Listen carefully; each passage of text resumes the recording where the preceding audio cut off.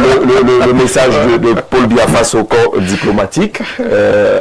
La question américaine et du Venezuela est revenue entre les lignes.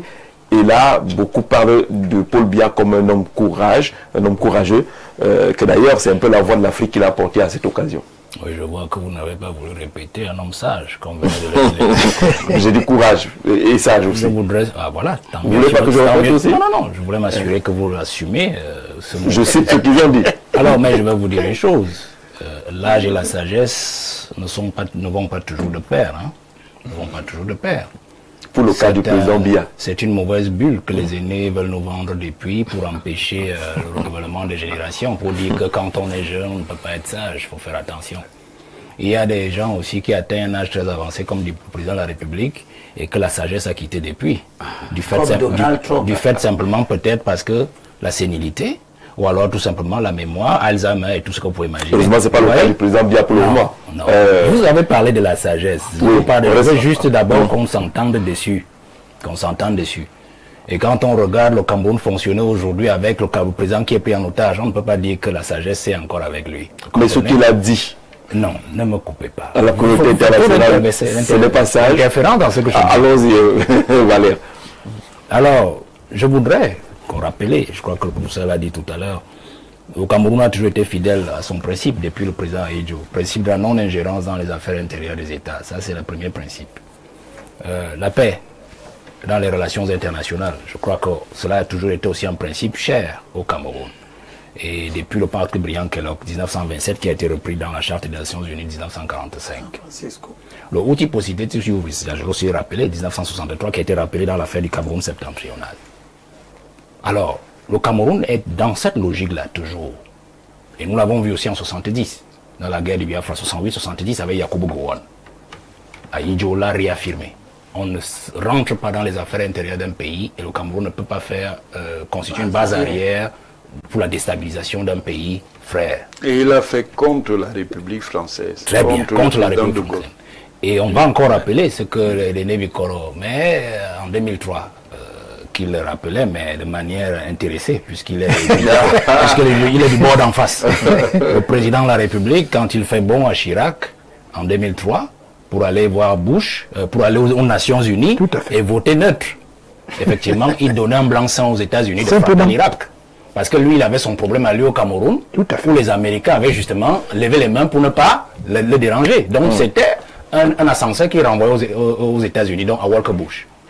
Alors, si j'ai rappelé ces quelques éléments, c'est pour dire en fait que le discours du président, c'est vrai, est resté fidèle à ce que l'homme est, c'est-à-dire un homme de discours, un homme du parler, sans jamais d'acte. Mais on ne peut jamais lui enlever cela, parce qu'au moins il faut rester juste en tout temps. C'est un excellent diplomate. C'est un excellent jongleur. Sur la scène des relations internationales, il y en a très peu qui lui arrivent à la cheville. Ça, c'est très clair, vous comprenez? Mais sur la situation donc, du Venezuela, des États-Unis, peut-être on n'a pas eu le même discours. Moi, j'ai retenu une seule phrase. Il a dit que j'ai toujours recommandé la paix et la réconciliation dans les relations internationales. Je paraphrase, mais ces deux mots-là se trouvent certainement dans le discours si vous les retrouvez. Vous comprenez? Alors, que vaut une telle parole que vous dites aux autres de faire à l'international, alors qu'à l'intérieur, chez vous, nos frères du Saxon, Nord-Ouest et Sud-Ouest sont dans la difficulté depuis déjà plus de 10 ans. Où est la réconciliation là? Où est la paix là? Vous comprenez? On a cette difficulté. Quand vous parlez du Venezuela et du Cameroun, les gens, c'est vrai, on ne peut pas toujours dire que ça peut arriver chez nous. On ne peut pas toujours dire ça parce qu'il a été aussi malin, j'ai dit c'est un excellent jongleur. Puisqu'en fait on sait qui contrôle la sécurité au Cameroun et ce qui va avec. On parlait des bruits d'or, des bruits de ceci, au pôle, de l'or, comment dire, le pétrole, ainsi de suite. Mais on sait que c'est Israël en fait qui tient le Cameroun. Et on sait qui tient les États-Unis, c'est aussi Israël. Donc ça devient une difficulté pour les États-Unis pour une quelconque intervention ou alors par voie interposée ou par pays interposé au Cameroun, puisque la France aussi ne voudrait pas perdre le Cameroun d'une certaine façon. Donc il y a joue sur ces différents leviers-là. Vous voyez? Mais il reste dans ce fond. Quelles leçons il a à donner aux autres? Les leçons de paix et de réconciliation, si l'homme n'arrive pas à réconcilier les Camerounais. Il y a des exemples quand même. Vous voyez? Non, moi j'ai pris un exemple patent. Il y a des exemples en matière d'engagement pour la paix. Non, quel exemple? Citez-moi au Cameroun. On a parlé de Bakassi, qui concerne le Cameroun. Mais alors, c'est un exemple diplomatique. La crise dans le nord-ouest et le sud-ouest, il y a le grand dialogue national. Il y a des initiatives de dialogue qui ont été mises en place quand même. Vous avez terminé? Il y a un processus qui est Vous avez terminé? Il y a un processus. Est-ce que vous avez la terminé? paix ne se décrète pas, il y a un processus. Vous avez terminé, monsieur? Allez-y, Valé Bessara. Est-ce que la paix est donc revenue dans le nord-ouest et le sud-ouest? Dieu seul sait aujourd'hui que nos gars sont abandonnés là-bas eux-mêmes. On chiffonne et on zigouille nos policiers et nos soldats tous les jours là-bas. Même le ministre de la Défense est dépassé par cette situation parce que le haut commandement politique dans le nord-ouest et le sud-ouest n'arrive pas, ne veut pas lui donner, ça n'annule pas les efforts, ne veut pas lui donner les coudées franches pour pouvoir amener ces hommes à faire terminer cette affaire. On comprend en fait que nos jeunes là-bas se retrouvent en difficulté parce que Biya ne veut pas regarder de ce côté-là. Peut-être parce que cette crise-là lui permet de négocier d'autres choses qui n'ont rien à voir avec le bien du peuple. Alors, quand vous venez parler du Venezuela et du Cameroun et compagnie, de ce raid américain, Biya n'est qu'un parleur. C'est tout ce qu'il est. Et un manipulateur. Il réussit à rester quand on est un politicien. D'abord manipulateur. C'est pas une insulte. Oui, dis donc qu'il est politicien. Dis donc qu'il est politicien. J'ai bien dit qu'il est un manipulateur parce qu'il réussit à se préserver au pouvoir, parce qu'il réussit à manipuler à la fois le peuple camerounais, à la fois aussi ses propres collaborateurs qui justement contribuent à le garder. On est d'accord quand même que, Valère, on est d'accord que les actions du président Biya ont permis quand même qu'on ait passé cette crise entre le Cameroun et le Nigeria, de réduire l'impact de Boko Haram, ou même dans le nord-ouest et le sud-ouest. Aujourd'hui, on ne peut pas dire qu'on est encore comme il y a 10 ans. Aujourd'hui, il y a quand même des efforts qui ont été mis, des initiatives sont là, des structures ont été créées. Il y a des efforts qui sont faits. On ne paye pas un président pour qu'il fasse des efforts. Biya est payé par les Camerounais. Mais il faut bien que les Camerounais suivent aussi le langage. Si vous voulez faire le débat à ma place, vous me dites que vous voulez faire le débat à ma place. On a tout fait le débat. Chacun a la parole, je parle. C'est avec eux là comment je fais le débat. Chacun à sa place. J'essaie de relancer pour qu'on se comprenne. J'essaie de relancer. Vous me relancez à tort et à travers, monsieur Jean. Non, je choisis le bon moment de relancer. Ah non, vous choisissez si vous décidez que c'est à tort et à travers, c'est que je joue pas mon rôle. N'ayez pas peur. Vous choisissez le moment. Je dis c'est le moment d'intervenir. On peut maintenant parler. Maintenant, je vous permets de parler. Est-ce que vous ne minimisez pas tout ce qui est fait depuis lors? Parce que les menaces étaient quand même très fortes sur le Cameroun. Quelle menace? Maintenant, je dois répondre. Mais vous me parlez des menaces. Quelle menace? Boko Haram, dans le nord-ouest et le sud-ouest, c'était quand même des menaces assez fortes. J'ai travaillé dans cette zone de Boko Haram. Oui. Je vous ai toujours dit une chose. Je vous ai toujours dit une chose.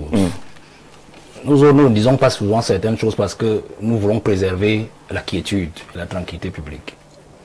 Vous savez, je suis aussi astreint à un devoir de réserve pour des choses que j'ai eu à faire ou à voir dans le passé. Vous savez, Boko Haram a une bonne partie de responsabilité au Cameroun.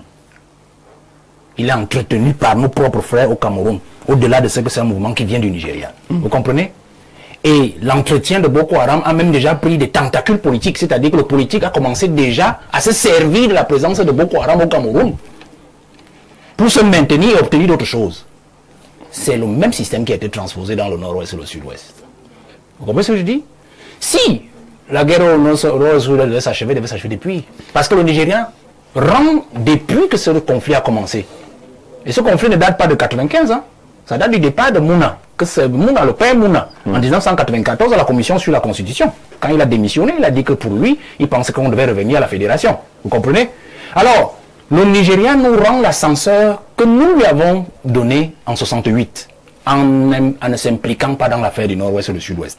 Même s'il a des difficultés à contrôler les troupes rebelles, des Freedom Fighters dans l'état de Cross River, ainsi de suite, c'est vrai. Il y a des passages à travers la frontière. Mais le Nigérien nous rend l'ascenseur. Ça veut dire quoi? Ça veut dire que ce conflit, s'il perdure, c'est parce qu'au Cameroun, on ne veut pas qu'il s'achève. Si le Nigeria s'impliquait dans cette affaire-là, c'est-à-dire à renforcer ces enfants-là dans le désordre qu'ils font, il y a longtemps que... D'accord. On retient donc il y a le Paul Biya, laissez le Paul Biya lui passer. Je suis d'accord avec vous que le Paul Biya, jusqu'en 2011, vraiment par charité, jusqu'en 2011, il en valait encore la peine pour le peuple camerounais. Mais depuis là, ce n'est plus cela. Il est dépassé par les événements, il est dépassé par le Cameroun, il est même dépassé par ses propres collaborateurs et par sa propre cuisine, qui ont pris le dessus sur le Cameroun et livrer les Camerounais comme ça à la vindicte internationale. Je sors en disant que rassurez-vous déjà qu'aujourd'hui la jeunesse camerounaise est peinée. Est peinée pourquoi? Parce que nous prenons du retard. Regardez cette année que nous avons perdue à ne rien faire. avec tous ces scandales. Bien. Voilà encore cette année que nous appelons à perdre. Nous apprêtons à perdre. Parce que voilà le petit Burkina Faso.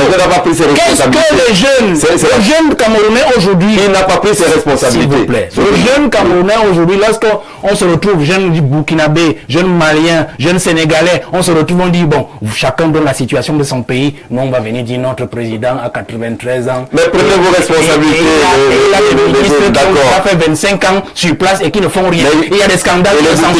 C'est une honte que il est en train de foutre à la jeunesse camerounaise. Non seulement par le retard, mais aussi par son absentéisme au poste. Et surtout aussi par son inactivisme dans la réalisation managériale. Et là, les autres diront que les jeunes Camerounais, il va venir. Moi, j'ai terminé le débat, vous me posez la question. Non, je suis pas avec vous. Est-ce on va pas lui demander que ce jeune Camerounais,